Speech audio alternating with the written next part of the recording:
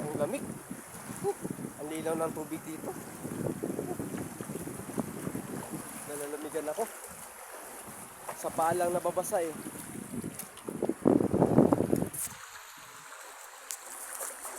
Hindi maalat.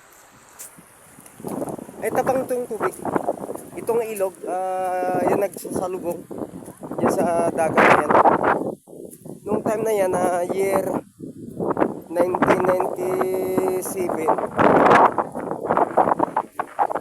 Kaya kami noon, ay lagi kami rito namamasyal. Kaya iba na ang kanilang itsura. Oh. May ano na siya, recrap.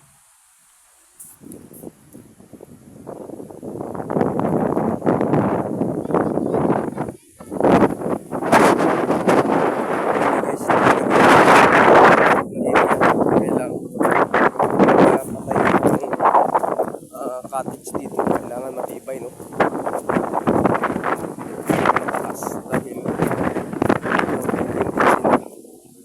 malakas ang bagyo ay malakas din ang mataas din ang alon, no? Kita mo guys yung mga ay halos nabalik na yung paklak sa kahampan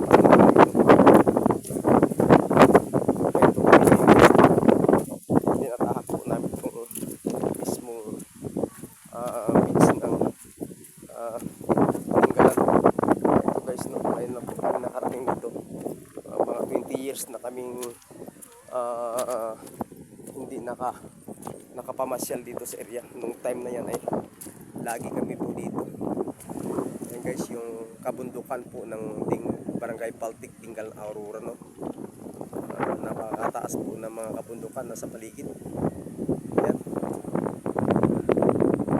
Ayan, yung makikita guys na ang mga tanawin ay magaganda, subalit marami po mga kabahayan mga nasira po dito ng bagyo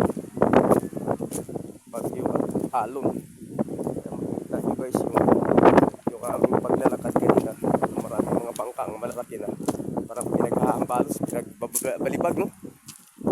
Sa gilid. At ito na kanilang may bantay dyan, may bantay na dyan, military. Ayun pala ang kanilang fear. Pier na pala ito, no? Oh.